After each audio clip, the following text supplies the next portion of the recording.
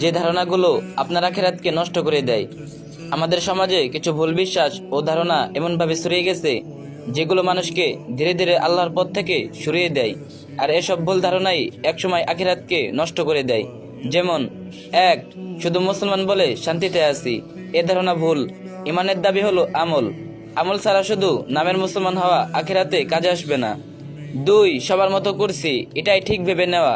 ধর্মের ক্ষেত্রে সংখ্যাগরিষ্ঠের পথে নয়, বরং হকের পথে চলতে হয়। অনেকের করা কাজ সবসময় সঠিক নাও হতে পারে। 3. ছোট গুনাহকে তুচ্ছ মনে করা। ছোট পাপকে ছোট ভাবতে ভাবতেই পাহাড় সমান গুনাহ জমে যায়। সাহাবারা ছোট গুনাহকেও আগুনের মতো ভয় করতেন। 4. মারা গেলে সব ঠিক হয়ে যাবে। এটা ভুল ধারণা, বরং মৃত্যু হলো পরীক্ষা শেষ, হিসাবের শুরু। দুনিয়ার সংশোধন না করলে পরে আর সুযোগ নেই। 5. গুনাহ করে আল্লাহ তো মাফ করে দিবেন। এটা ভুল ধারণা। আল্লাহ ক্ষমাশীল বটে, কিন্তু একই সঙ্গে কঠিন শাস্তিদাতা।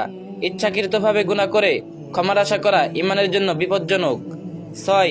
দিনকে দুনিয়ায় নিচে ফেলে রাখা। অনেকে মনে করে দুনিয়া ঠিক থাকলে ধর্ম ঠিক, অথচ দুনিয়া আখিরাতের জন্যই মাধ্যম। দুনিয়াকে অগ্রাধিকার দিলে আখিরাত নষ্ট হয়। আসুন ভুল ধারণা নয়, কোরআন সুন্নাহর আলোকে সঠিক পথকে আঁকড়ে ধরি। আখিরাত একটাই, নষ্ট হলে ফেরত পাওয়া যাবে না। এই ভিডিওটি ভালো লাগলে একটা শেয়ার করে দিবেন, আর যে যত পারেন বেশি কমেন্ট করে দিন।